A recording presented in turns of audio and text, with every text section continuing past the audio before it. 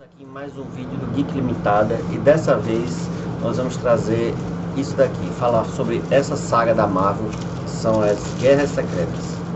Guerras Secretas foi uma saga da Marvel muito boa, certo? Que eu tenho aqui na edição original quando foi lançada, certo? Veja aqui todos eles aqui, bem conservadas. Na época foi lançado até um álbum de figurinhas sobre ela. E depois a Salvat lançou uma nova edição, com 2 edições encadernadas. Espero que vocês gostem desse vídeo. Sigam a gente nas redes sociais e curtam nosso vídeo no YouTube. Valeu?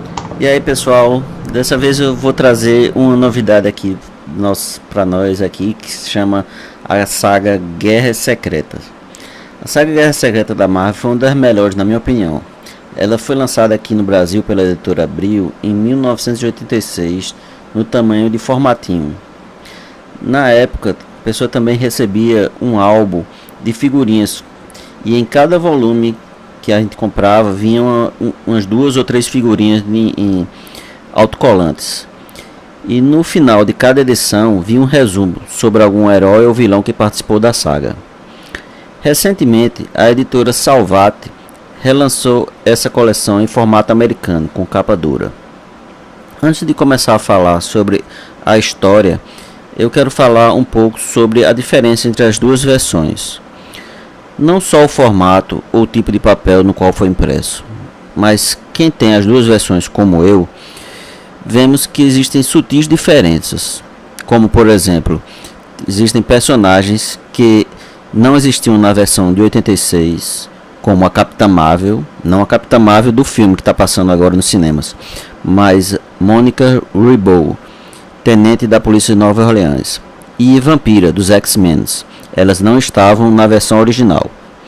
Outra diferença significativa que eu notei foi que na época, na versão de 1986, a gente que leu na época não sabia que o Homem de Ferro era James Rhodes, que é o Máquina de Combate, e não Tony Stark. Já na versão mais nova isso já ficou claro.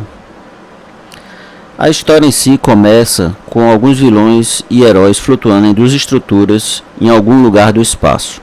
Logo após, a galáxia em sua frente é simplesmente destruída, como se uma mão de um gigante tivesse passado por ela. E desses pedaços dessa galáxia foram formar um mundo, um único mundo, onde seria feito um torneio.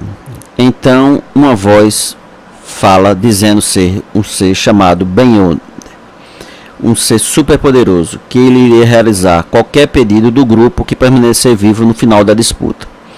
E aí começa a confusão, não somente pela simples disputa de vida ou morte entre heróis e vilões, mas pela diferença ideológica e de temperamento entre vilões e entre os heróis também. Na época, quem lembra, os grupos eram bem distintos. Tinham os Vingadores, os X-Men, o Quarteto Fantástico e outros heróis mais solitários como o Hulk e o Homem-Aranha. E até um vilão como Magneto que estava entre os heróis, para surpresa deles. O que não é preciso dizer, já foi uma confusão.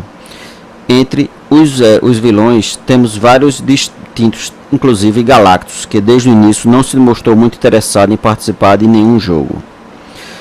Durante o conflito temos muitas reviravoltas, como os X-Men que se separando dos outros heróis devido ao já mencionado conflito ideológico.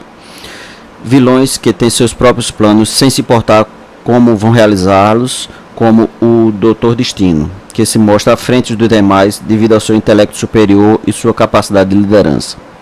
O mais importante, na minha opinião, foi a repercussão que houve após as Guerras Secretas.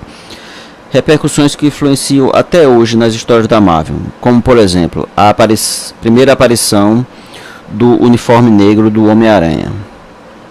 Bom, eu vou ficar por aqui, eu não posso falar mais nada, senão vou acabar soltando um spoiler.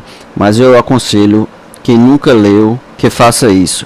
E quem já leu, leia a versão de 86 e faça a comparação como eu fiz. Obrigado, galera.